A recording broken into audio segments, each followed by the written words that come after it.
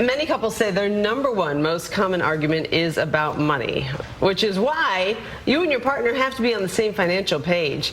It sounds real simple, but woo, figuring that out, your page, his page, our page together, that gets a little bit complicated. So we brought in financial instructor Michael Masserant from the Retirement Education Foundation, joins us with 4 financial vows you make before the I do. Oh, very good. All right. Well, always good to have you on. Welcome. Of course. Thank you. Can we start with the vows? What are the vows? Yeah, for sure. So first vow is to plan together. So a lot of couples, when they think about money, you know, I get it. Money is not a romantic topic. It's not something that people like to talk about. It can be very personal, but it's really important to be on the same page. So first and foremost, planning together.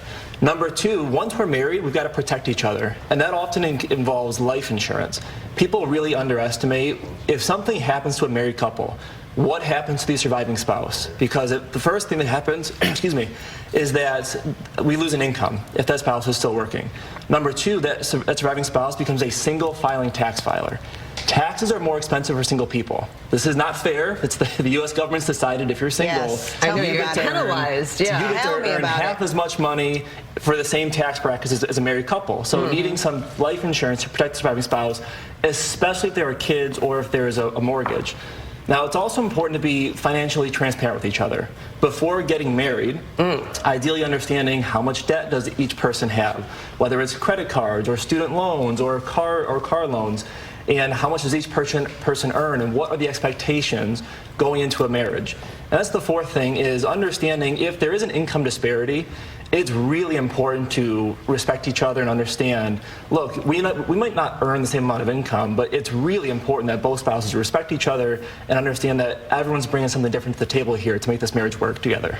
So what does this look like in practice? Is this budgeting? Is it one person is in charge, the person who's more responsible, or does the person who's not as great with money, I'm sure they have a responsibility as well to catch up and to learn how to be fiscally responsible, but it doesn't seem like that happens often.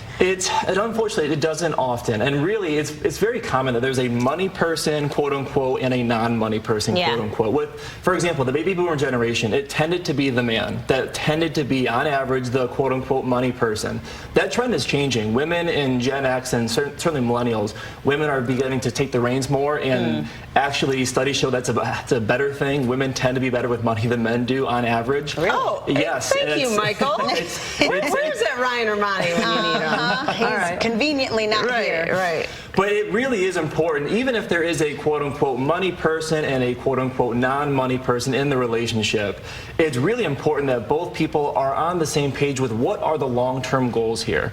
Because sometimes if someone's putting in boundaries for the relationship, like, no, we're not taking that vacation, no, we're not taking that car, we're not going to buy that car.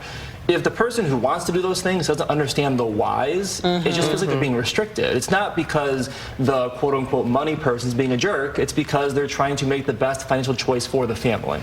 That's hard, though, Michael, right? Because as you know, we all have different emotional relationships with money and what it means to us and what things mean. Things mean a lot to one person. Things don't mean anything to another. Saving means a lot to one and not to another.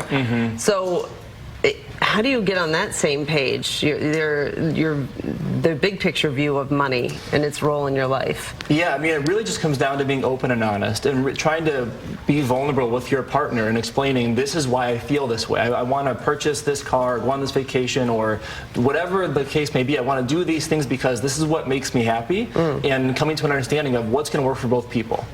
I think taking I just talked about the emotion of money, but I think putting it on paper, making it very mathematical, removing some of the emotion. Okay, if you want to save this much money in year 10 into our marriage, these are the numbers. The numbers don't lie, right? So if you do it that way. For sure, and that's really, again, back to the education piece of this. This is why we teach the classes, and we really encourage people to bring their spouse to the class. We'll have people who come to the class and they say, well, I'm the quote-unquote money person, my spouse isn't, and we tell them, look, your spouse needs to come too, because this is the kind of thing that can really help the light bulb go on for people, is sitting down, to your point, with the numbers and saying, look, we want to have this kind of lifestyle in retirement. It's going to require us to have this much money saved. And for us to have that much money saved 15, 20 years from now, we need to start saving this much money today. So it's not, again, it's not about someone being mean or restrictive. It's about this is the math, and we're on the same team to achieve this goal. Are you noticing now with people getting married a little later in life that both people have assets, both people have acquired maybe their own debt, just a lot that they're bringing into the marriage? So is that a part of the conversation as well? For sure. And to your point, people are getting married a little later in life on average. And so it's really important to have a strategy and a game plan for, okay, are we going to have, is everything a joint account? Are we going to have his and hers accounts? There's no wrong way to do that. Okay. It's just what makes it work for the relationship.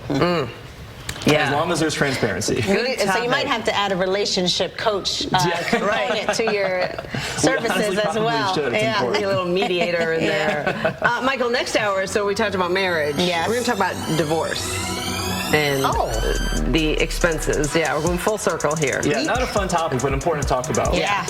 We'll do that next hour with Michael. The website is refedu.org. edu.org. You nailed it. Yeah, that was smooth. Thanks, Michael.